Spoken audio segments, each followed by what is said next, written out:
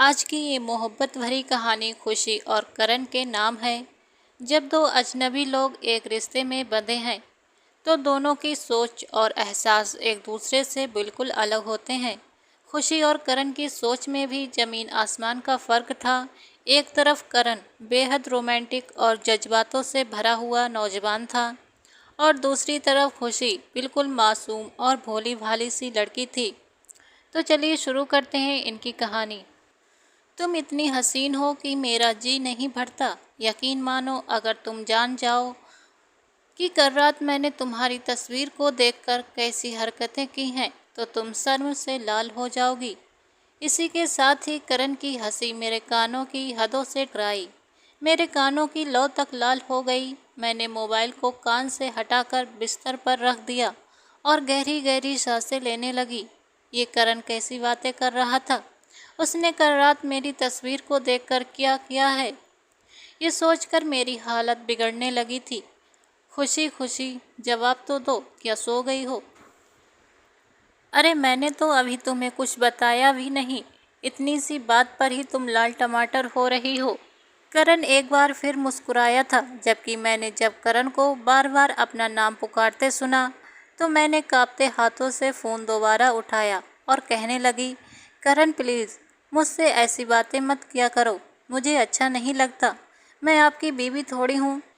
मेरे चेहरे पर पसीने की बूंदें चमक रही थीं। मुझे यूँ महसूस हो रहा था जैसे करण मुझे फ़ोन पर नहीं बल्कि मेरे सामने बैठकर ये सब बातें कर रहा हो।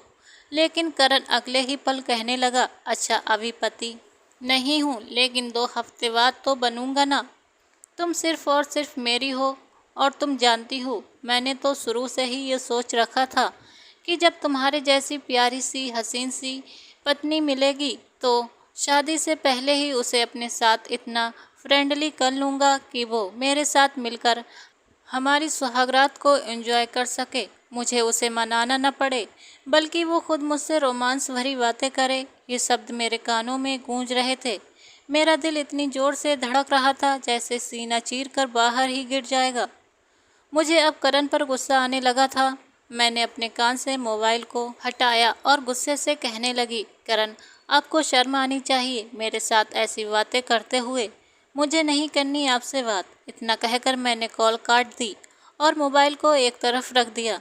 भले ही करण 2 हफ्ते बाद मेरा पति बनने वाला था, मेरी रूह पर मेरे वजूद पर सिर्फ और सिर्फ करण का ही हक था और दिल ही दिल मैं भी करण को अपना पति मान चुकी थी। लेकिन इसके बावजूद मेरे ये संस्कार नहीं थे कि मैं शादी से पहले ही करण से इस तरह की बातें कर सकूं। मुझे तो करण की नीयत पर भी शक होने लगा। मैं रोने लगी। बार बार दिल में इस तरह के ख्याल आने लगे कि कहीं करण मुझसे पहले भी किसी लड़की के साथ ऐसा रिश्ता तो नहीं बना चुका, तभी तो उसे इतना सब कुछ मालूम है और अब वो मुझे भी तेज़ तर्रार बनाने की बातें कह रहा है। ये सोच सोच कर मेरी आंखों से आंसू बह निकले थे। तभी करण की फिर से कॉल आने लगी। 2-3 बार तो मैंने कॉल काट दी, लेकिन बार बार जब फ़ोन बजने लगा तो मैंने कॉल उठा ही ली। लेकिन जो कुछ करण ने बोला उसे सुनकर तो मेरे पैरों तले की ज़मीन ही खिसक गई, क्योंकि करण को मेरे लिए मेरे घर वालों ने ही पसंद किया था। लड़का अमीर था, अच्छे ख़ानदान से था। यही वजह थी कि मेरे माँ बाप को भी वो पसंद आ गया।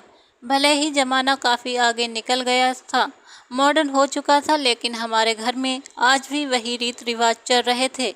मुझे मेरी माँ ने करण की तस्वीर दिखाई थी। मैंने एक नज़र ही उसे देखा था और फिर शर्मा कर अपना चेहरा हाथों से छुपा लिया था। मुझे इस रिश्ते से कोई ऐतराज़ नहीं था। यूँ मेरा और करण का रिश्ता तय हो गया। मेरे तो दिल और दिमाग में सिर्फ और सिर्फ करण की वही एक झलक ही घूम रही थी। मेरे दिल में प्यार की चिंगारियां फूटने लगीं। मैं सोचने लगी कि शादी के बाद मैं कैसे करण के साथ बैठकर चाय पिया करूंगी, उसे अपने पूरे दिन के बारे में बताया करूंगी, उसके साथ लॉन्ग ड्राइव पर जाया करूंगी, फिर उसके कंधे पर सर रखकर ढेर सारी बातें किया करूंगी। मैंने करण से बात तो नहीं की थी, लेकिन जब तस्वीर में उसे देखा था तो मुझे वो काफ़ी सीधा साधा और शरीफ लगा था, बिल्कुल मेरे ही मिजाज का। मैं तो शुरू से ही यही प्रार्थना करती आई थी कि मेरी शादी ऐसे शख्स से हो जो मुझे समझता हो, मेरी ही तरह हो। मुझे रोमांटिक लोग और हर वक्त हंसते खिलखिलाते लड़के बिल्कुल भी अच्छे नहीं लगते थे। मुझे ऐसे लड़कों से चिढ़ होती थी जो हर लड़की पर लाइन मारे और मैं फ्रेंडली होने की कोशिश करे। सगाई पर भी मैं और करण एक साथ नहीं बैठे थे। मेरे ससुराल में मेरी सास ससुर और एक ननद थी जो मुझसे छोटी थी। मेरी एक बड़ी बहन थी जो शादीशुदा थी। मेरी ननद अभी मैट्रिक कर रही थी। सगाई के कुछ रोज बाद जब मेरे लिए वो कुछ शगुन लेकर मेरे घर आए तो मैं उस वक्त अपने कमरे में थी जब मेरी ननद धड़ल्ले से कमरे का दरवाज़ा खोलकर अंदर चली आई और आते ही मुझे अपने गले से लगा लिया। मैं भी अपनी ननद के गले लगने के बाद उससे उसका हालचाल पूछने लगी। कुछ देर हम सब साथ बैठकर बातें कर रहे थे और फिर जब मेरी ननद घर वापस जाने लगी तो बहाने से मुझे एक तरफ ले आई और अपने पर्स से एक नंबर निकाल कर दिया। वो नंबर देखकर मैं चौंकी। मैंने कहा, गुड़िया ये किसका नंबर है? तो कहने लगी, किसका होगा? अरे भाभी, आपके होने वाले पति करण भैया का है। जब से वो आपको देख चुके हैं उनकी तो नींदें ही उठ चुकी हैं। बार बार मुझसे मिन्नतें कर रहे हैं कि किसी तरह मेरी खुशी से बात करवा दो। वो तो आपके दीवाने हो चुके हैं। मुझे सख्ती से अपना नंबर देकर कहा है कि आपसे कहूँ कि आप उससे बात कर लें, वरना बेचारे तो आपकी याद में घुल घुल कर उदास हो जाएंगे। मेरी ननद थोड़ी नटखट किस्म की थी। उसकी बात सुनकर मैं थोड़ी शर्मा सी गई। फिर झिझक कर कहने लगी कि हमारे यहाँ शादी से पहले लड़का लड़की का बात करना अच्छा नहीं होता। अगर माँ पूछेगी तो मैं क्या कहूँगी? जवाब में मेरी ननद कहने लगी, भाभी आप तो बहुत भोली भाली हो। अरे 100 तरह के बहाने होते हैं और वैसे भी कोई कुछ नहीं कहेगा। आखिरकार मेरे भाई आपके होने वाले पति हैं। यूं झिझकते हुए मैंने अपना नंबर अपनी ननद को दे दिया। मेरे तो हाथ पांव फूलने लगे थे। न जाने करण मुझसे बात करके क्या कहेगा। जब से मुझे गुड़िया से मालूम हुआ था कि वो मुझे देखकर दीवाने हो चुके हैं, मेरे लिए तड़प रहे हैं, तो अंदर ही अंदर दिल में मैं खुश होने लगी थी कि मेरी तरह वो भी मुझसे मोहब्बत करते हैं।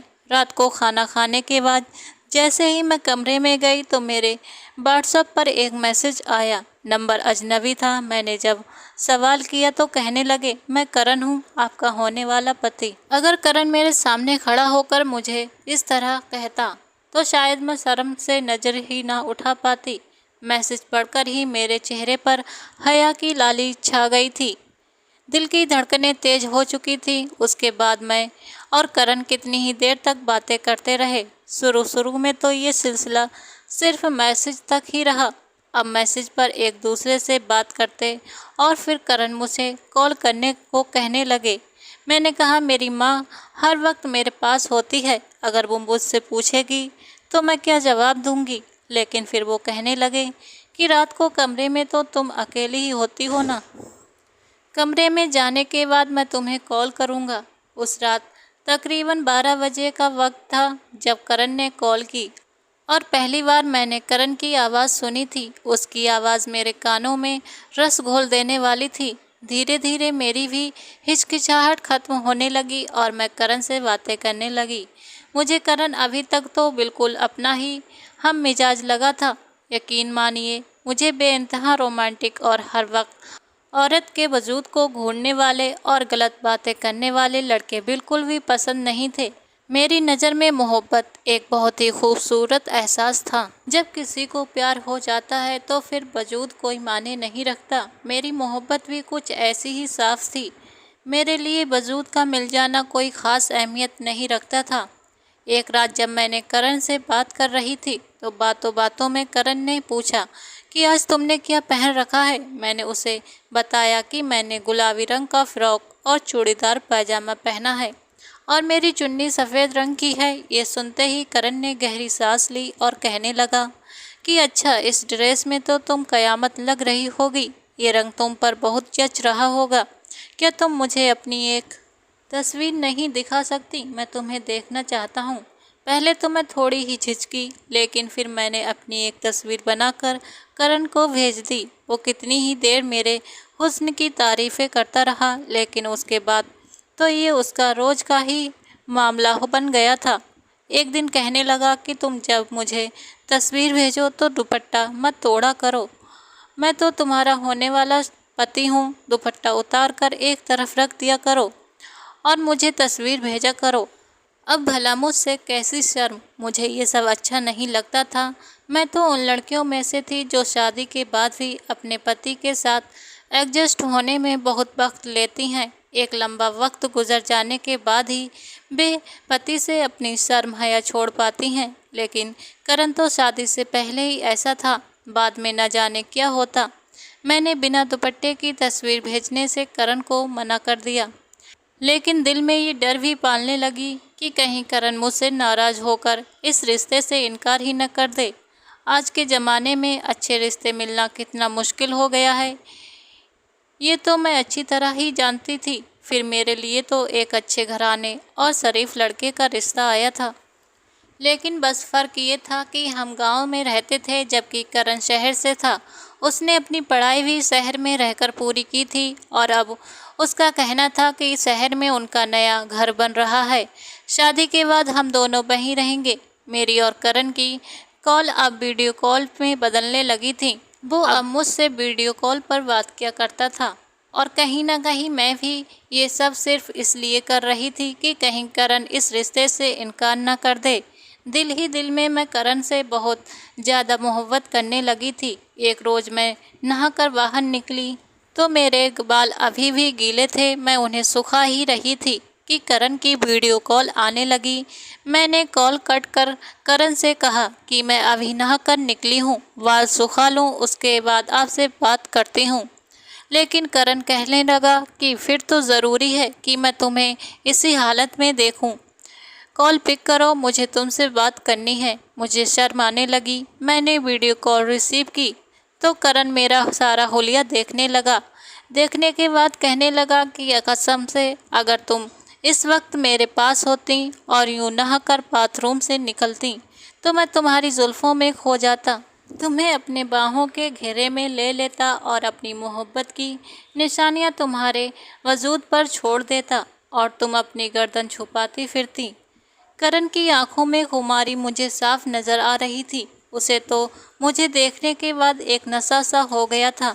मैंने कहा कि करण कुछ देर बाद बात करती हूँ, मुझे ये सब पसंद नहीं। प्लीज़ मेरे जज्बातों की कद्र कीजिए। ये हरकतें आपको शोभा नहीं देती। मैं सिर्फ इसलिए आपकी ये बातें मान लेती हूँ कि कहीं आप गुस्से में आकर रिश्ता ना तोड़ दें, वरना मुझे ये सब कुछ करना बिल्कुल भी पसंद नहीं है, क्योंकि आप मुझे ये सब करने पर मजबूर करते हैं। आज तो मैं विफर उठी थी। ये सब कुछ बोलकर मैंने कॉल काट दी और हाथों से मुंह छुपाकर रोने लगी। एन उसी वक्त कमरे का दरवाज़ा खुला। मेरी बड़ी बहन हमारे घर आई थी। मुझे रोता देख वो मेरे पास चली आई। मैंने अपनी आंखों में आए आंसुओं को साफ किया और अपनी बहन से मिलने लगी।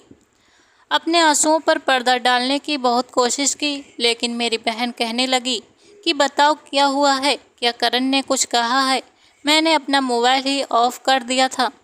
मेरी बहन कहने लगी कि अरे खुशी, क्या पागल हो, दिमाग ठीक है तुम्हारा? इतना अच्छा लड़का भला कौन नाराज़ कर सकता है? अरे वो तुम्हारा होने वाला पति है। किस बात पर लड़ाई हो गई है? देखो अगर करण तुम्हें कुछ कह भी दे तो तुम उसकी बात को नज़रअंदाज करके हाथ आगे बढ़ाया करो। मैंने अपनी आंखों में आए आंसू साफ किए और कहने लगी कि करण मुझे बहुत पसंद है।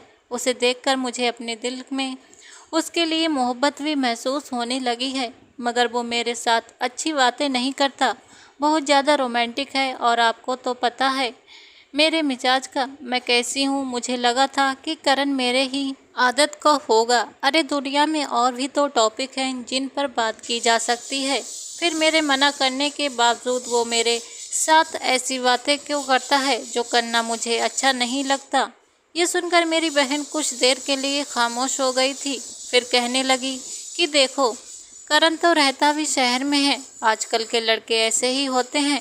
तुम्हें अपनी आदत को बदल कर अपने पति के मुताबिक ढाल लेना चाहिए। जानती हो माँ तुम्हारे लिए कैसे अपने हाथों से तैयारी कर रही हैं। हर चीज़ तुम्हारी पसंद की खरीद रही हैं ताकि तुम खाली हाथ इस घर से ना जाओ। अगर तुम्हारी इन्हीं हरकतों की वजह से करण ने कोई सख्त कदम उठा लिया तो फिर क्या होगा। बहन की बातें सुनकर तो मैं घबरा चुकी थी। मैं कहने लगी कि नहीं, अब आप ऐसा तो मत कहो, मैं करण से बात करती हूँ। मेरी बहन मेरे कंधे पर हाथ रखकर कहने लगी कि वो तुम्हारा होने वाला पति है, शादी के बाद भी तो तुम दोनों में एक तरह की बातें करनी है, तो फिर अब करने में क्या हर्ज है। क्या बात है जो तुम्हें डराया जा रही है, या फिर तुम किसी और को पसंद करती हो। ये बात सुनकर तो मैं घबरा सी गई थी। कहने लगी कि नहीं नहीं, ऐसी कोई बात नहीं। मैंने करण को फिर कुछ देर बाद बहुत कॉल की, मैसेज किए, लेकिन वो तो शायद मुझसे नाराज़ हो चुका था। जहन में यही डर पनपने लगा कि कहीं वो मुझे छोड़ ही ना दे। उसे रिश्तों की कमी थोड़ी थी, एक से एक अच्छी हसीन रोमांटिक लड़की उसे मिल सकती थी। लेकिन जब मैंने उसे मैसेज किया और सॉरी कहा तो वो मान चुका था। कहने लगा, खुशी, तुम्हें मैं अपनी पत्नी मान चुका हूँ और तुम्हें जो कुछ करने को कहता हूँ अपनी पत्नी समझकर ही कहता हूँ, लेकिन पता नहीं क्यों तुम मुझसे दूर भागती हो। तुम्हारे वजूद पर सिर्फ और सिर्फ मेरा हक है। मैं तुम्हें देखना चाहता हूँ जी भरकर, तुम्हारे साथ रोमांटिक बातें करना चाहता हूँ और ये चाहता हूँ कि तुम भी मुझसे हर तरह की बातें करो। मैं धीरे धीरे खुद को बदलने की बहुत कोशिश की, लेकिन क्या करती, इंसान की फितरत तो नहीं बदला करती। ये दिन भी पलक झपकते ही गुजर गए और मेरी शादी के दिन आ गए। मेहंदी की रात थी आज। करण और मुझे एक साथ बिठाया गया था। तमाम मेहंदी की रस्में निभाई जा रही थीं और मैं तो करण के पास बैठी शर्मा रही थी। तभी मेरी ननद ने एक गाने पर डांस करना शुरू कर दिया। वो अपने भाई को भी उठाकर अपने साथ ले गई। करण भी दूल्हा होने के बावजूद उठकर सामने स्टेज पर गया और नाचना शुरू कर दिया। ये देखकर मुझे करण बिल्कुल भी अच्छा नहीं लगा था। वो तो दूल्हा था, उसे एहसास होना चाहिए था। बार बार गाने के बोलों के साथ मेरी तरफ इशारा कर रहा था। यहाँ तक तो ठीक था, लोग एंजॉय कर रहे थे, लेकिन करण आगे बढ़ा और फिर मुझे भी ज़बरदस्ती उठाकर स्टेज पर ले गया। वो दोनों भाई बहन मेरे इर्द गिर्द घूमकर नाच रहे थे और मैं सर झुकाए शर्मा रही थी। मुझे करण से इन सब की उम्मीद बिल्कुल भी नहीं थी। मुझे मैच्योर मर्द पसंद थे, बल्कि सीरियस रहने वाले और रौबदार, जबकि करण ऐसा बिल्कुल भी नहीं था। हर वक्त चेहरे पर मुस्कान रहती थी, मुस्कुराकर जवाब देता। ऐसा लगता जैसे करण को कभी गुस्सा आता ही नहीं है। मेहंदी की रात भी पूरे 2 घंटे तक मैं करण से बातें करती रही। वो बार बार यही कहता रहा कि कल हमारी सुहागरात है। मेरे जज्बात मेरे सीने में उभर रहे हैं। जब तुम मेरे सामने आओगी तो न जाने मैं खुद पर कैसे काबू पा पाऊंगा। मैंने हमारी सुहागरात के लिए बहुत कुछ सोच कर रखा है। तुम जैसी लड़की को मैं इतनी खुशियाँ दूंगा, इतना सुकून दूंगा कि तुम खुद ही मुझे खुद से दूर न जाने दोगी। करण की सारी बातें मैं चुपचाप सुनती रही और दिल ही दिल में ये सोचने लगी कि क्या करण को जरा भी एहसास नहीं है कि कल मैं अपना घर, अपने माँ बाप को छोड़कर आने वाली हूँ। उसने एक बार भी ये नहीं कहा कि वो मुझे खुश रखेगा, मुझे मेरे घर वालों की कमी महसूस नहीं होने देगा, बल्कि जब भी वो बात करता वही जुनून महसूस होता था। ठीक है, मैं उसकी पत्नी बनने वाली थी, लेकिन क्या पत्नी से सिर्फ जिस्मानी रिश्ते ही होते हैं। खैर, मैं तो अजीब सी उलझनों में घिर चुकी थी। अगले दिन मेरी शादी थी। मैं रुखसत होकर करण के साथ शहर जा रही थी। मैं दुल्हन बनकर बहुत खूबसूरत लग रही थी और करण भी कुछ कम नहीं लग रहा था। सबका कहना था कि हमारी जोड़ी चांद तारों की जोड़ी है। मैं खुश थी, आज मेरी ज़िंदगी की नई शुरुआत होने वाली थी। लेकिन एक अजीब सा डर मेरे दिल में बैठा हुआ था। मेरे जहन में यही बातें गूंज रही थीं कि शादी की पहली रात कभी भी पति को अपनी पत्नी से बात मानने के लिए जोर नहीं देना चाहिए, बल्कि उसे वक्त देना चाहिए जब तक वो एडजस्ट न हो जाए। मैं दुल्हन बनी घर पहुंच चुकी थी। करण ने मेरा हाथ पकड़ रखा था। कमरे को सजा हुआ देखकर तो मेरी आंखें एक पल के लिए फटी की फटी रह गई थीं। मेरी धड़कनें तेज हो गई थीं। कमरे में हर तरफ गुलाब के फूल ही फूल थे। कैंडल जलाई गई थीं। बेड पर फूलों से खुशी और करण लिखा हुआ था। हल्की हल्की फूलों की खुशबू मुझे बहुत सुकून दे रही थी। इस कमरे में ले जाकर फोटोग्राफर हमसे पोज बनवाने लगा। कभी करण मेरे कमर पर हाथ रखता, कभी मेरे पीछे आकर मेरी गर्दन पर। वो इतने रोमांटिक पोज थे कि मुझे शर्म आने लगी। मैं करण से कहने लगी कि ये कैसी फ़ोटो शूटिंग है, मैं ये तस्वीरें अपने माँ बाप को कैसे दिखाऊंगी। कहने लगा कि कुछ नहीं होता, सब चलता है। करण हंस दिया, जबकि मैं बेहद बेचैनी महसूस कर रही थी। कुछ देर बाद मेरी ननद वहाँ आई और मुझे बिस्तर पर बिठा दिया, घूंघट गिरा दिया और मैं दुल्हन बनी उस कमरे में बैठी थी। इंतज़ार था तो करण का। 1 महीने से करण ने जितनी भी रोमांटिक बातें की थीं और जो कुछ भी मुझसे कहा था, मुझे सब याद आ रहा था। करण कमरे में आया और कदम बढ़ाता हुआ मेरे पास आने लगा। मेरी धड़कनें और भी तेज हो रही थीं। मैं गहरी गहरी सांसें ले रही थी। करण आकर मेरे सामने बेड पर बैठ गया। उसने मेरा हाथ पकड़ा और अपने होंठ मेरे हाथों पर रख दिए। मेरे हाथ को चूमते हुए कहने लगा कि मैं वो इन हाथों को अपने हाथों में लेने के लिए तरस गया था। तुम नहीं जानती मैं तुम्हारे लिए कितना तड़पा हूँ। तुम्हें देखने के बाद तो मैं तुम्हारा दीवाना हो गया था। मुझसे कभी दूर मत जाना, हमेशा मेरे पास रहना। मैं तुम्हारे साथ पूरी जिंदगी जीना चाहता हूँ। करण ये सब कहते हुए मेरा घूंघट उठा रहा था और मैं उसके प्यार भरे शब्दों को अपने दिल में उतारती मुस्कुरा रही थी। कितनी ही देर तक वो बिना पलके झपकाए मुझे देखता रहा, फिर अपना हाथ आगे बढ़ाकर मेरे गालों को सहलाने लगा। आगे बढ़कर उसने अपने होंठ मेरे माथे पर रख दिए और कहने लगा कि मैं खुशनसीब हूँ कि मुझे तुम जैसी हसीन पत्नी मिली। उसने पास रखी एक मखमली डिबिया से एक खूबसूरत सी अंगूठी निकाली और मेरी उंगली में पहना दी। वो अंगूठी सच में बहुत खूबसूरत और प्यारी थी। मैंने शर्मा कर करण की तरफ देखा तो वो कहने लगा कि उठो, थक गई होगी ना, तो ड्रेस चेंज कर लो, आराम से बैठकर बातें करते हैं। मुझे भी यही ठीक लगा। मैंने जैसे ही बेड से उतरकर अपने गहने उतारने लगी तो करण ने मेरा हाथ पकड़ लिया। कहने लगा कि नहीं, मैं अपने हाथों से तुम्हें इस झंझट से आज़ाद करूँगा, तुम बस बैठ जाओ। मैंने कहा कि मैं खुद कर लूँगी, लेकिन करण ने मेरे होठों पर उंगली रख दी और कहने लगा कि अब तुम्हारी मर्जियाँ ख़त्म, तुम मेरी पत्नी बन चुकी हो और अब वही होगा जो मैं कहूँगा। मैं तो चुप हो गई थी, अपने हाथ भींच कर बैठ गई और करण मेरी ज्वेलरी उतारने लगा। जैसे जैसे उसकी उंगलियां मेरी गर्दन, मेरे गाल और मेरे गले पर चढ़ रही थी, मेरे पूरे वजूद में एक करंट सा दौड़ रहा था। धीरे धीरे करण की आंखों में खुमारी साफ झलक रही थी। करण खुद मेरे लिए एक सादा सा कपड़ा लेकर आया था। कहने लगा कि ये लो, चेंज कर लो। मैं उन कपड़ों को लेकर बाथरूम में जाने लगी तो उसने मेरा हाथ पकड़ लिया। कहने लगा, कहाँ जा रही हो, यहीं बदल लो। वो शरारत से कह रहा था। मैंने मना कर दिया और कहा कि नहीं, मुझे शर्म आती है। लेकिन अगले ही पल करण आगे बढ़ा और उसने मेरे हाथ से वो कपड़े लेकर सोफे पर फेंक दिए। मेरी कमर को जोर से खींचकर अपने साथ लगा लिया। मैं अभी इन सब के लिए तैयार नहीं थी। घर को छोड़ने का दुख मेरे अंदर अभी भी ताज़ा था।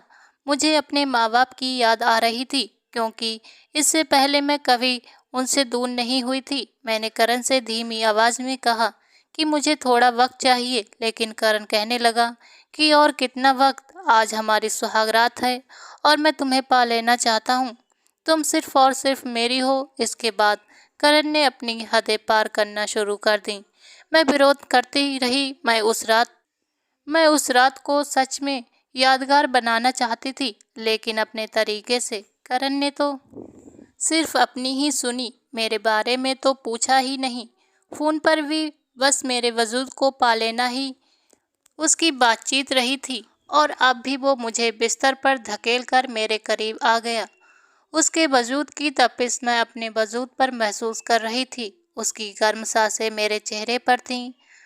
अब कर भी क्या सकती थी। मैंने खामोशी से खुद को करण के हवाले कर दिया। सारी रात करण अब शिद्दतें मुझ पर लुटाता रहा। मेरा वजूद दर्द कर रहा था। मैं सारी रात सो नहीं पा सकी थी, जबकि करण मुझे अपनी बाहों में लिए गहरी नींद में सो रहा था। मैंने उसके बाजुओं के घेरे से निकलकर उठकर पानी पीना चाहा, लेकिन वो मुझे और ज्यादा अपने करीब कर चुका था। उसके इस घेरे से निकल पाना मेरे लिए आसान नहीं था और यूं वो रात गुजर गई। अगली सुबह मेरी आंखों में आंसू थे। मेरी सिसकियों की आवाज पर करण जागा। कहने लगा, क्या हुआ खुशी, रो क्यों रही हो? क्या बहुत दर्द हो रहा है? मैंने अपनी आंखों में आए आंसू को साफ किया और कहा कि नहीं, मुझे अपनी मम्मी पापा की याद आ रही है। अगले ही पल करण हंस पड़ा, कहने लगा कि बस इतनी सी बात पर तुम रो रही हो? अरे 22 साल तुमने अपने माँ बाप के साथ ही तो गुजारे हैं। आज हमारी जिंदगी की पहली सुबह है और तुम रोए जा रही हो।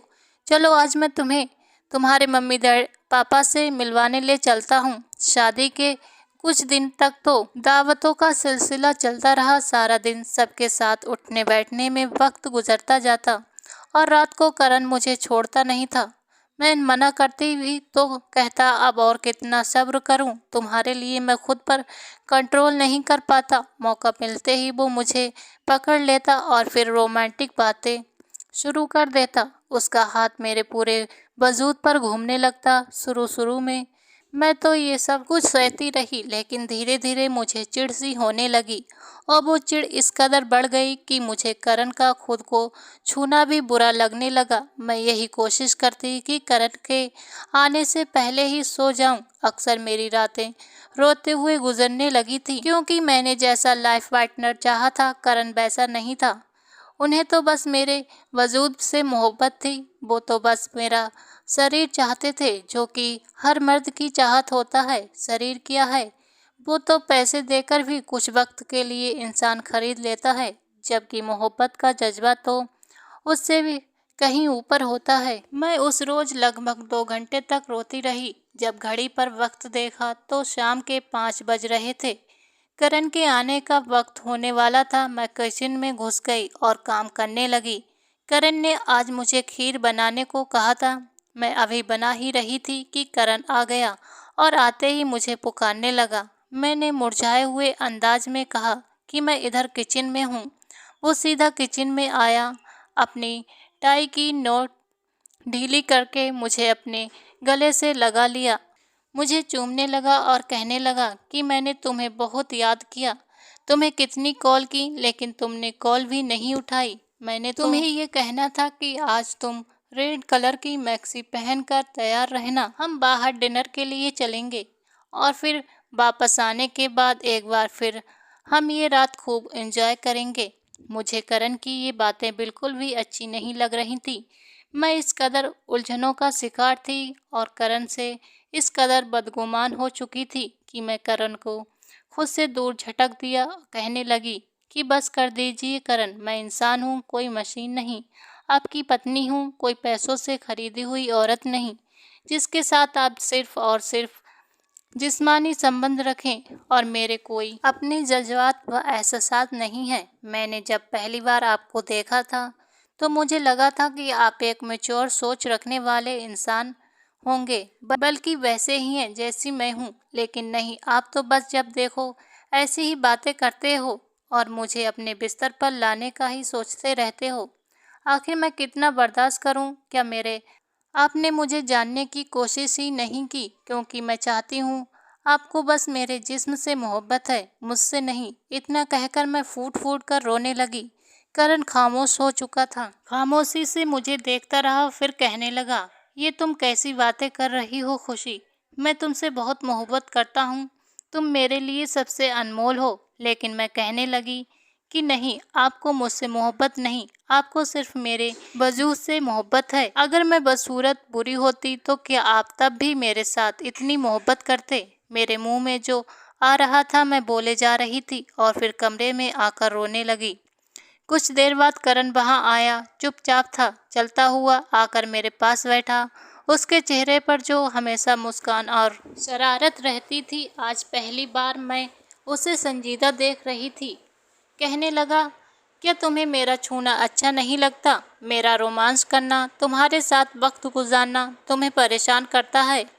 तो ठीक है, मैं तुम्हारे साथ अब ऐसा कुछ नहीं करूँगा। अब तुम्हें शिकायत का मौका नहीं दूंगा। हम अच्छे पति पत्नी बनकर रहेंगे। करण मुझसे इस तरह की बातें कर रहा था और मैं चुपचाप सुन रही थी। वो कहने लगा कि चलो हम बाहर खाना खाने चलते हैं। कौन से कलर का ड्रेस पहनोगी? वो आगे बढ़कर मेरे आंसू साफ कर रहा था। उसने मेरा माथा चूमने की कोशिश नहीं की थी, जैसे ही वो अक्सर किया करता था। फिर कहने लगा, बताओ तुम्हें किस कलर के कपड़े सबसे ज़्यादा पसंद है? मैंने गहरी सांस छोड़कर कहा कि मुझे जामुनी रंग बहुत पसंद है। उसने जामुनी रंग का मेरे लिए फ़्रॉक निकाला। कहने लगा, आओ चेंज करके जाओ। मैं चेंज करके आई। करण बिल्कुल संजीदा था। इससे पहले जब हम बाहर जाते थे तो वो मुझे कहता था, इस कलर की लिपस्टिक लगाओ, इतना मेकअप करो, बालों को ऐसा स्टाइल बनाओ, खुले छोड़ दो, ये जोड़ा बना लो, दुपट्टे को ऐसे रखो।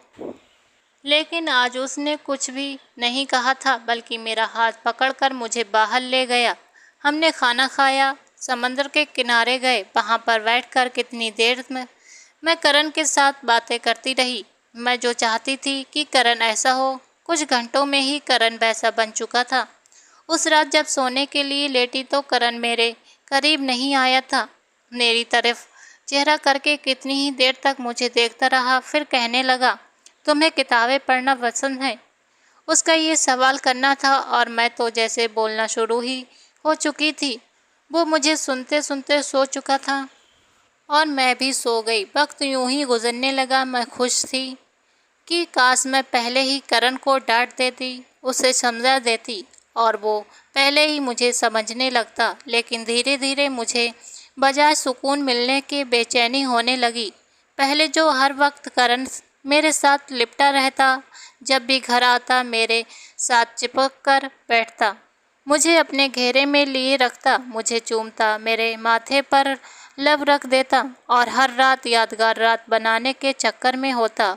ये सब कुछ जैसे ख़त्म ही हो चुका था। मैंने करण को खुद से दूर देखकर कहा भी कि क्या आप मुझसे नाराज़ हैं? मैं आपकी पत्नी हूँ, आप मेरे करीब क्यों नहीं आते? जिस रोज़ मैंने ये कहा, करण उस रोज़ मेरे करीब आया। वो रात हमने गुजारी थी, लेकिन अगली सुबह फिर वैसा है कब वैसा ही था। मैं तो यही सब कुछ चाहती थी कि मेरा पति मेरे वजूद से ज़्यादा मुझसे मोहब्बत करे, लेकिन अब उसका बदल जाना भी मुझे तकलीफ़ देने लगा था। मैं डिप्रेशन का शिकार होने लगी।